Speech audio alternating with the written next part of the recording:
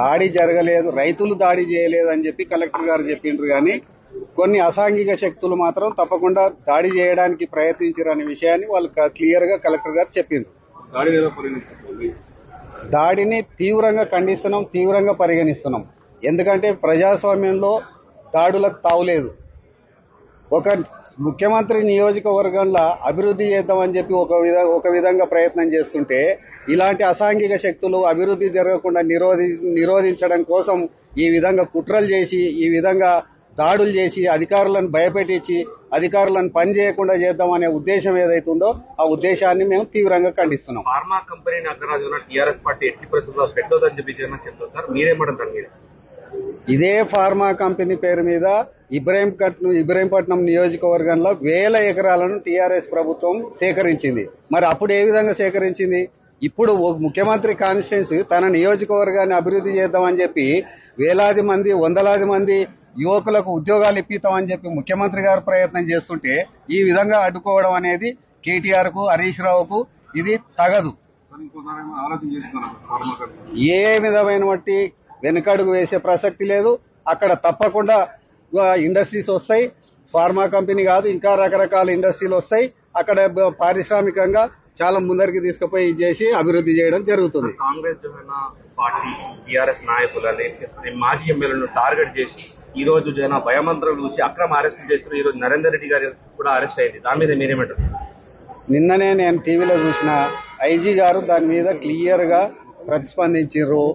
ఎవరైతే ఆ ఇన్సిడెంట్ లో ఎవరెవరికి భాగస్వామ్యం ఉందో వాళ్ళని మాత్రమే తప్పకుండా వదిలిపెట్టేది లేదు, వాళ్ళని తప్పకుండా కేసులు కడతామని చెప్పిండ్రు. దాంట్లో ఎవరెవరికైతే ఇప్పుడు 55 మందిని కస్టడీలోకి తీసుకొని అందరినీ ప్రశ్నించి దాంట్లో ఎవరికి అయితే భాగస్వామ్యం లేదో వాళ్ళందరినీ సగౌరవంగా ఇంటికి పంపించడం జరిగింది. ఎవరైతే ఇన్వాల్వ్మెంట్ ఉన్నారో వాళ్ళని చట్టపరంగా తప్పకుండా యాక్షన్ తీసుకోవడం జరుగుతుంది. ముఖ్యమంత్రి మీరు సోదరిగా ఇక్కడ కొడంగల్ నియోజకవర్గం వికారాబాద్ జిల్లాలో ఇటువంటి సంఘటనలు జరగడం రాష్ట్ర వ్యాప్తంగా ఇది అంత చర్చ జరుగుతుంది. దాని మీద మీరు ఏమంటారు? ఇది చాలా దురదృష్టకరం. దీంట్లో టీఆర్ఎస్ శక్తులు, యుక్తులు అన్ని పనిచేసినాయి. వాళ్ళందరూ కలిసి ఈ విధంగా ప్రయత్నం చేసి కొడంగల్ నియోజకవర్గాన్ని, ముఖ్యమంత్రి పేరు ప్రతిష్టలను భంగం కలిగియాలనే ఉద్దేశంతో హరీష్ రావు, కేటీఆర్ ఈ విధంగా ప్లాన్ చేసి ఈ విధంగా అడ్డుకుంటున్నారని చెప్పి చెప్తున్నారు. ఇప్పుడు అక్కడ రైతులు కాదు అరెస్ట్ అయ్యేది, టీఆర్ఎస్ కార్యకర్తలు అని చెప్పి ఈ రోజు మహేష్ రెడ్డి గారు చెప్తున్నారు, ఆనంద్ గారు చెప్తున్నారు. మీరేమంటారు? మహేష్ రెడ్డి గారు చెప్పినా, హరీష్ రావు చెప్పినా, కేటీఆర్ చెప్పినా ఏ టీఆర్ఎస్ కార్యకర్తను ఎవరిని వేలాది మంది టీఆర్ఎస్ కార్యకర్తలు ఉన్నారు కొడంగల్, వాళ్ళందరినీ అరెస్ట్ చేస్తున్నారా? ఆ ఇన్సిడెంట్ లో ఎవరెవరికి భాగస్వామ్యం ఉందో వాళ్ళని మాత్రం తప్పకుండా ఆ టీఆర్ఎస్ కార్యకర్త కావచ్చు, ఇంకెవరైనా కావచ్చు, ఏ అసాంఘిక శక్తి అయినా కానీ వదిలిపెట్టే ప్రసక్తి లేదు. గ్రామాలలో ఇంటర్నెట్ సర్వీస్ తీయడం కానీ, అక్కడ తాండావాసులను భయభ్రాంతులకు గురి చేయడం కానీ మీరు ఎలా చూస్తారు సార్? భయభ్రాంతులకు గురి చేయడానికి ఏముంది? ఎవరంతకు వాళ్ళు స్వేచ్ఛగా ఉన్నారు. అరెస్టులు ఎలా చూస్తారు? అరెస్టులను ఖచ్చితంగా అరెస్ట్ చేయాల్సిందే. ఎవరికైతే పాత్ర ఉందో వాళ్ళని తప్పకుండా అరెస్ట్ చేయాలి. ఎందుకు చేయొద్దు? ఇప్పుడు అభివృద్ధి చేస్తుంటే అభివృద్ధి చేసి నిరోధకులను తప్పకుండా చట్టపరంగా నీకేదన్నా ఇబ్బంది ఉంటే బాజాప్తా కలెక్టర్ గారు ఎప్పుడైనా ఆఫీస్కి రావచ్చు, కలెక్టర్ గారికి చెప్పొచ్చు, ప్రభుత్వానికి చెప్పొచ్చు, ఎవరికైనా చెప్పవచ్చు. కానీ దాని ముసుగులా మేము దాడులు చేస్తాము, అధికారులను భయపెట్టిస్తాము, కలెక్టర్ను కొడతాము, చంపుతాము అనే విధంగా మీరు ఒకసారి గమనించండి, వీడియోలు చూడండి. ఎంతెంత లావు రాళ్లు తీసుకొని కార్ల మీద వేసిండ్రో మీకు చూస్తే తెలుస్తుంది.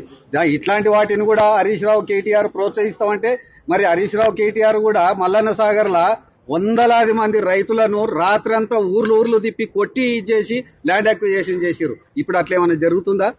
ప్రజాస్వామ్యయుతంగా ప్రజలతో సంప్రదించి ల్యాండ్ అక్విజిషన్ చేయాలని చెప్పి కలెక్టర్ గారు, అడిషనల్ కలెక్టర్ అందరు అధికారులు అందరూ వచ్చి అక్కడ కూర్చొని మాట్లాడి నచ్చజెప్పి ప్రజాభిప్రాయ సేకరణ చేసి భూములు తీసుకుందామని చెప్పి ప్రభుత్వం ఒక దిక్కు ఆలోచన చేస్తుంటే ఇట్లాంటి కుట్రలు చేసి వీళ్ళందరూ హరీష్ రావు, కేటీఆర్ వీళ్ళందరూ అడ్డగోలుగా డబ్బులు పంపించి, దోసక తిన్న డబ్బులని పంపించి కార్యకర్తలను రెచ్చగొట్టి, అమాయకులను రెచ్చగొట్టి వాళ్ళను మరి ఇట్లా రౌడీలుగా చిత్రీకరించే విధంగా వాళ్ళు తయారు చేస్తున్నారు వాళ్ళను. ఇది మంచి పద్ధతి కాదు. కడా చైర్మన్ వెంకటరెడ్డి గారి పరిస్థితి ఎలా ఉంది? మీరు పరామర్శించారా? అసలు కలెక్టర్ గారు ఏం చెప్పారు? కడా వెంకటరెడ్డి గారి ఆరోగ్యం మంచిగా ఉంది. నేను ఫోన్లో మాట్లాడినా ఆయన ఇంట్లో డాక్టర్స్ ఇంట్లో రెస్ట్ తీసుకోమని చెప్పిండ్రు. వారికి కొంత ట్రీట్మెంట్ కూడా జరుగుతుంది. వారి చెవికి మరి దెబ్బ తగిలింది, దానికి కూడా ట్రీట్మెంట్ జరుగుతుంది. ఆయన ఇంట్లో రెస్ట్ తీసుకుంటున్నాడు. నరేందర్ రెడ్డి ఇంకో రెడ్డి ఎవరు అనేది కాదు, దాంట్లో భాగస్వామ్యం ఎవరికి ఉన్నా చట్ట పరిధిలో వాళ్ళకి అది తప్పదు.